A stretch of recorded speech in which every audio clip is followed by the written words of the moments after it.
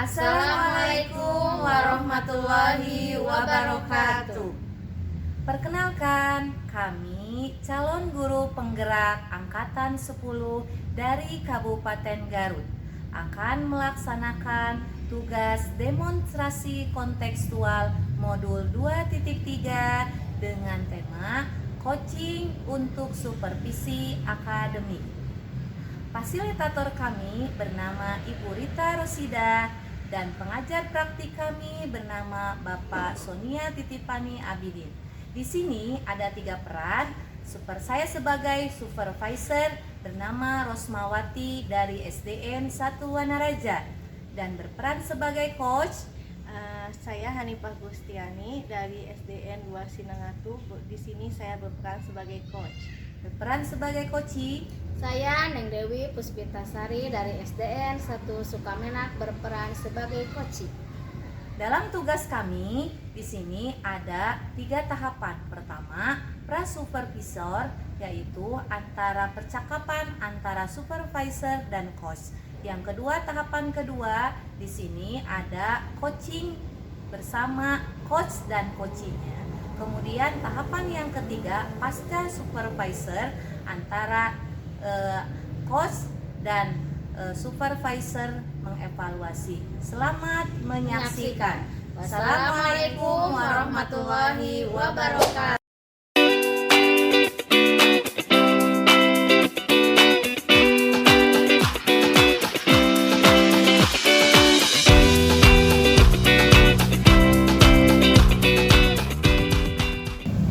Bismillahirrahmanirrahim. Assalamualaikum Bu Hani. Waalaikumsalam Bos. Bu Hani sehat Bu Hani? Alhamdulillah Bu. Gimana Ibu? Alhamdulillah Bu Hani, saya sehat ya. Bu Hani, mohon maaf ya ganggu waktunya. Nggak apa-apa Bu Hani? Gak apa-apa. Ya, kan Bu Hani, saya dengar ya Bu Hani akan melakukan coaching ya bersama Bu Neng Dewi. Nah, benar nggak Bu Hani akan melakukan coaching bersama Bu Neng Dewi? Iya, saya akan melakukan coaching dengan Bu Dewi hari ini Bu. Oh iya. Nah, sebelumnya Bu Hani, saya mohon maaf ya, kan Bu Hani akan melaksanakan kegiatan coaching ya bersama Bu Neng Dewi. Nah, sebagai awal saya akan memberikan pertanyaan dulu, nggak apa-apa Bu Hani? Gak apa-apa Bu, silakan. Ya. Jadi pertama saya akan berdiskusi nih bersama Bu Hani ya terkait tentang rubrik penilaian. Nah, jadi Bu Hani, ketika nanti Bu Hani akan coaching bersama Bu Neng Dewi ya sebagai coach Bu Hani ini, apakah percakapan yang Bu Hani lakukan ini sudah sesuai dengan alur Tirta ya? Seperti misalnya Bu Hani akan memberikan pertanyaan yang berbobot ya, pertanyaan yang berbobot kepada coachee. Nah, kemudian juga apakah bagaimana coachee itu menanggapi ya dan merespon dari pertanyaan yang Ibu Hani nanti sampaikan gitu. Dan juga Bu Hani, saya akan mengingatkanlah sedikit ya terkait dengan paradigma berpikir coaching. Di antaranya paradigma berpikir coaching ini fokus pada coachee yang akan dikembangkan, kemudian juga bersikap terbuka ya Bu Hani ya bersama ketika nanti proses coachingnya. Terus juga selain itu juga membuat kesadaran diri yang kuat gitu ya, kesadaran diri yang kuat dan mampu melihat peluang baru gitu Bu Hani ya. Dan selain itu juga Bu Hani harus diperhatikan ya, sebelumnya mohon maaf nih ya Bu Hani ya, selain itu juga harus diperhatikan dengan prinsip ya coaching, diantaranya ini kemitraan, kemudian juga proses kreatif dan memaksimalkan potensi.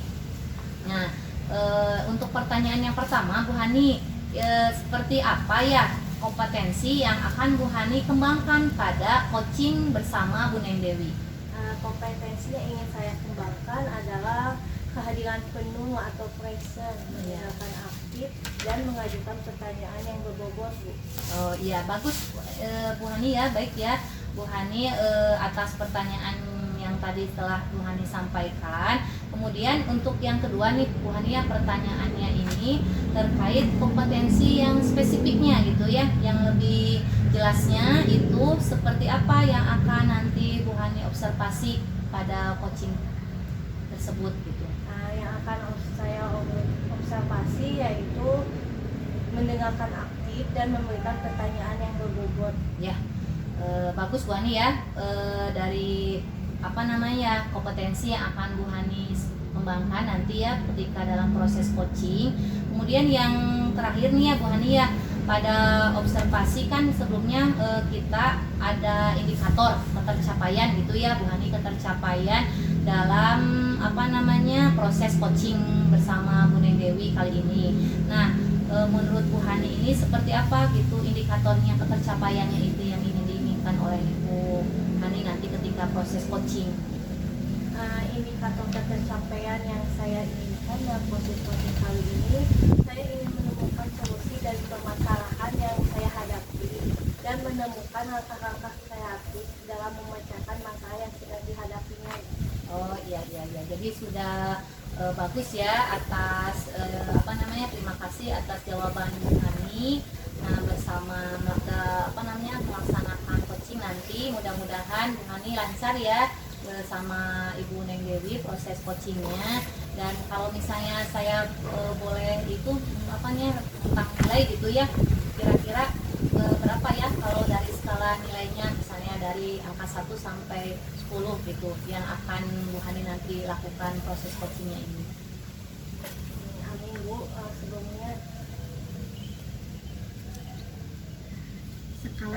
skalanya mungkin saya akan melakukannya di skala 8 Ya, semangat ya Bu Hani ya. Insya Allah Bu Hani akan melaksanakan coaching bersama Bu Neng Dewi dengan baik, lancar. Terima kasih Bu Hani atas waktunya. Terima kasih juga Bu Ros. Ya, Assalamualaikum warahmatullahi wabarakatuh. Selamat pagi Bu Neng. Pagi Bu Hani. Bagaimana kabarnya hari ini? Alhamdulillah baik Bu Hani. Tapi ini Bu Hani ya, saya belakangan ini merasa sedikit stres. Stres kenapa Bu? Boleh Ibu ceritakan kepada saya? Tidak apa-apa Bu, saya bercerita kepada Ibu. Tidak apa-apa, barangkali saya bisa membantu Ibu memecahkan masalah itu. Sebelumnya Bu ya, mohon maaf apabila saya mengganggu waktu Ibu. Jadi saya mau bercerita Bu tentang kegalauan saya, kesetresan saya belakangan ini. Kan saya Bu, alhamdulillah sekarang sedang melaksanakan pendidikan guru penggerak. Di mana pada guru penggerak ini kan tugas-tugasnya Bu ya sangat banyak. Sedangkan di sekolah saya, prioritas saya adalah sekolah itu mengajar. Saya harus tetap fokus pada pengajaran, melaksanakan kegiatan belajar mengajar. Selain itu kan saya sebagai ibu rumah tangga di rumah mempunyai anak yang masih kecil, harus mengurus suami, harus mengurus kerjaan rumah, harus mengurus segala sesuatu yang ada di rumah. Sedangkan dalam pendidikan guru penggerak kan Bu, tugasnya banyak. Saya sering merasa kewalahan Bu dalam mengerjakan antara dua tugas itu. Kan prioritas saya adalah mengajar, dan di samping mengajar saya menjadi guru penggerak, tugasnya banyak. Saya merasa kewalahan sehingga saya dalam mengerjakan fokusnya itu kedua tugas itu antara sekolah dan CGP, saya sering kehilangan fokus Bu. Di antaranya saya sulit mengatur waktu dalam mengerjakan tugas CGP gitu Bu. Baik, kalau saya garis bawahi ya, permasalahan yang Ibu hadapi, Ibu kesulitan untuk membagi waktu antara pekerjaan Ibu, tugas CGP, dan peran Ibu sebagai seorang ibu di rumah.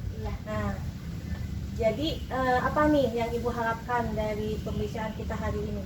Yang saya harapkan setelah kita berkolaborasi, sharing sama Ibu, saya bisa berbagi waktu atau memanage waktu antara mengajar di kelas dan mengerjakan tugas dalam guru penggerak gitu Bu. Nah, bagus. Sekarang mari kita identifikasi tantangan-tantangan utama yang Ibu hadapi dalam mengatur waktu. Apa saja yang menurut Ibu menjadi penghalang utama? Penghalang utamanya kan saya Bu, saya sering merasa sulit dalam membagi waktu antara persiapan mengajar di kelas dan mengerjakan tugas CGP. Saya kan merasa sering apabila oke lah saya akan mengerjakan tugas CGP setelah pulang mengajar. Kan setelah pulang mengajar kita mengajar di sekolah full power Bu ya. Apabila kita datang ke rumah rasanya sangat lelah, sulit untuk fokus dalam mengerjakan tugas CGP, apalagi di rumah kan ada anak kecil. Saya sering meluangkan waktu setelah si anak tidur, setelah saya menyediakan kebutuhan suami, baru saya mengerjakan tugas CGP, dan itu pun dalam fokus yang kurang Bu, jadi kurang fokus sayanya. Tapi untuk mengatur waktu itu saya berusaha untuk bisa mengerjakan tugas CGP sebaik mungkin dan sesuai dengan due date yang diberikan yang tertera pada LMS. Begitu. Terima kasih telah mengidentifikasi tantangan-tantangan tersebut. Sekarang mari kita rencanakan beberapa langkah yang bisa membantu Ibu mengatasi tantangan ini. Apa saja ide atau strategi yang bisa Ibu coba untuk mengelola waktu dengan baik? Mungkin saya Bu akan mencoba membuat jadwal yang lebih terstruktur, memanage waktu, membagi waktu secara spesifik untuk mengajar dan mengerjakan tugas-tugas calon guru penggerak.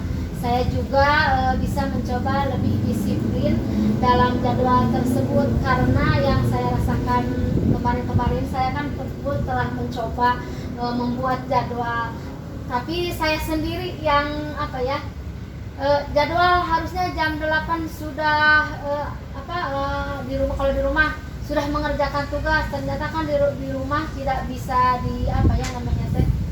tidak bisa diprediksi apakah jam 8 itu harus mengerjakan tugas sesuai tepat waktu. Ternyata anak saya belum tidur, saya harus menemani anak saya dulu.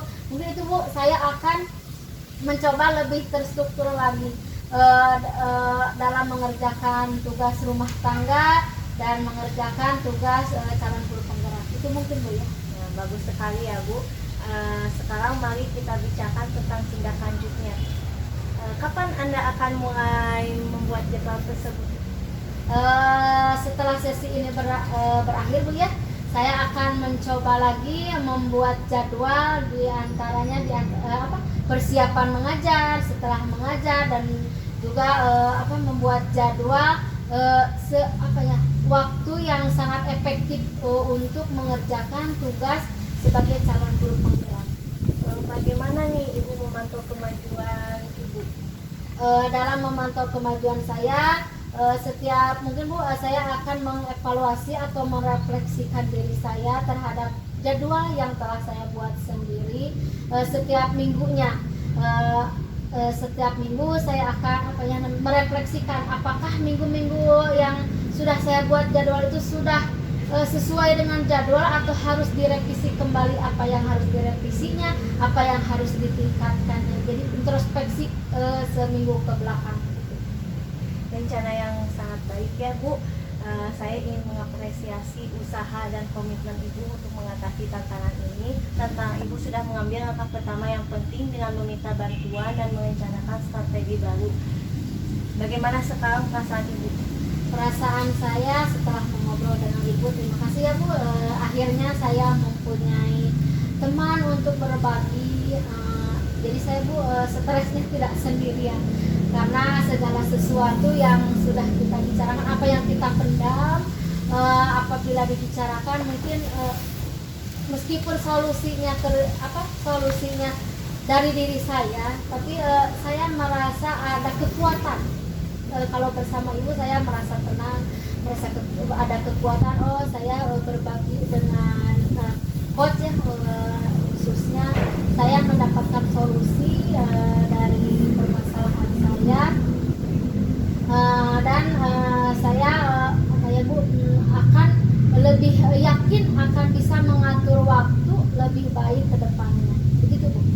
Saya senang mendengarnya ya Bu. Saya yakin Ibu bisa melakukan hal tersebut. Ibu jangan sungkan untuk bercerita kepada saya. Ya, Assalamualaikum warahmatullahi wabarakatuh Bu Hani. Waalaikumsalam warahmatullahi wabarakatuh Bu Ros. Ya, alhamdulillah sudah selesai ya tadi ya sesi coachingnya bersama Bu Neng Dewi ya. Namun sebelum penutup ya Bu Hani ya, saya akan menanyakan beberapa pertanyaan kepada Bu Hani, tidak apa-apa? Tidak apa-apa Bu, silakan.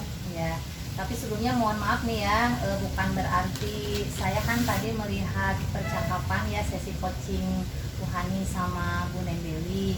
Bukan berarti saya mencari sisi kelemahan ya, atau misalnya mencari kesalahan, tetapi saya ingin melakukan observasi, melihat gitu ya bagaimana perkembangannya dan bagaimana yang telah dilakukan coaching Bu Hani bersama Bu Neng Dewi. Nah, yang pertama ya Bu Hani, apa saja yang telah Bu Hani lakukan pada saat melakukan sesi coaching bersama Bu Neng Dewi terkait dengan indikator ketercapaian yang diinginkan? Pada saat pelaksanaan coaching tadi ya Bu, saya sudah melakukan percakapan dengan menggunakan alur cerita, dengan diawali dengan menanyakan tujuan terlebih dahulu. Kemudian saya mengidentifikasi masalah, rencana, dan juga tanggung jawab. Kemudian saya juga menggali coach untuk menceritakan permasalahannya, sehingga coach bersifat terbuka dan coach juga bisa menemukan sendiri solusi atas pemecahan masalahnya. Iya, bagus Bu Hani ya. Bu Hani sudah menggunakan alur cerita ya, dengan menanyakan terlebih dahulu tujuannya, terus juga mengidentifikasi masalahnya, dan Bu Hani sudah mengarahkan ya dari Bu Neng Dewi ini untuk melakukan rencana aksinya dan bisa mempertanggungjawabkan apa yang akan dilakukan oleh Bu Neng Dewi ya. Sudah bagus ya, sudah mengarahkan ya menurut pendapat saya. Selanjutnya saya akan menyampaikan hasil observasi proses tadi coaching Bu Hani. Tidak apa-apa Bu Hani? Tidak apa-apa, Ya. silakan. Menurut saya observasi pengamatan hasil observasi saya terkait coaching tadi sudah berjalan baik ya Bu Hani ya. Tetapi ada sedikit yang harus dievaluasi ya Bu Hani ya, untuk kedepannya menjadi lebih baik proses coaching Bu Hani bersama dengan yang lain, misalnya ya tidak dengan Bu Neng Dewi saja. Yang pertama, saya akan Bu Hani ini menjadi pendengar ya, sudah baik dalam menjadi pendengar yang baik tadi ketika bersama dengan Bu Neng Dewi. Terus juga Bu Hani sudah terus berusaha ya bertanya, memberikan pertanyaan yang berbobot atau yang mendalam ya, tetapi dan juga telah menggali potensi yang dimiliki oleh Bu Neng Dewi dalam merencanakan tindakan aksinya ya, langkah-langkahnya. Dan menurut saya dalam alur percakapan ceritanya ya, menurut pendapat saya sudah disampaikan dengan baik oleh Bu Hani tadi dalam proses coachingnya, dan juga sudah dilakukan secara sistematis ya, sudah bagus ya, sudah sistematis, dan paradigma berpikir coachingnya juga sudah bagus ya, prinsipnya juga sudah dilakukan pada kasus coachingnya Bu Hani bersama Bu Neng Dewi gitu ya. Terakhir nih ya Bu Hani ya, kompetensi apa yang ingin Bu Hani kembangkan berdasarkan hasil coaching dalam melakukan coaching bersama Bu Neng Dewi tadi. Kompetensi yang ingin saya kembangkan bersama Bu Neng Dewi tadi, saya ingin bisa memberikan pertanyaan yang berbobot. Oh, iya, iya. Kemudian saya juga harus bisa memilih pertanyaan terbuka agar coaching tetap berpusat pada coaching. Oh iya ya. Jadi Bu Hani ini ingin kompetensi yang diinginkan ini memberikan pertanyaan yang berbobot ya, dan juga coachingnya itu bisa terbuka gitu ya, terbuka dan juga berpusat pada coaching ya. Terkadang ya Bu Hani kita suka terfokus pada kitanya ya, bukan terfokus pada coachingnya gitu ya. Sedangkan kan dalam proses observasi atau coaching ini kita bukan terfokus pada kita sebagai coachnya, tetapi harus berfokus pada coaching, karena yang bisa menemukan solusinya itu, yang akan mempertanggungjawabkan itu siapa ya, coachingnya gitu ya Bu Hani ya. Iya, Bu. Ya. Alhamdulillah Bu Hani ya, Bu Hani sudah melakukan kegiatan observasi tadi, coaching bersama Ibu Neng Dewi. Dan sebelumnya kan saya tadi bertanya ya kepada Bu Hani Iya. terkait kalau misalnya Bu Hani menilai gitu ya, refleksi atau untuk menilai diri gitu. Kan Bu Hani tadi pada waktu pra observasi telah menilai dengan rentang nilai 8. Nah, menurut Bu Hani seperti apa yang Bu Hani lakukan pada sesi coaching tadi? Pada saat tadi saya melakukan coaching, saya rasa saya ada di level 8, tapi saya merasa saya belum maksimal. Ya. Tapi dari sebelum saya melaksanakan coaching dengan setelah saya melaksanakan coaching, saya rasa saya sudah ada peningkatan. Ya, iya. Bagus ya Bu Hani ya. Jadi artian Bu Hani nilai dengan nilai 8 rentangnya, dan Bu Hani pun merasa di level 8, tapi memang ada sedikit harus ditingkatkan gitu ya Bu Hani ya, dan harus dikembangkan kompetensi yang Bu Hani lakukan untuk coaching nanti ke depannya gitu ya Bu Hani ya. Ya, alhamdulillah Bu Hani dalam sesi melaksanakan coaching ini lebih baik lagi ya. Untuk kedepannya Bu Hani bisa bermanfaat ya, coaching artinya observasi bersama Bu Neng gitu ya. Dan saya tutup saja dengan bacaan hamdalah. Mudah-mudahan untuk coaching dan untuk percakapan kita ini untuk kedepannya berlanjut ya Bu Hani, tidak apa-apa ya. Iya, Bu. Ya, terima kasih Bu Hani. Terima Ya. kasih juga, Bu. Ya, assalamualaikum warahmatullahi wabarakatuh.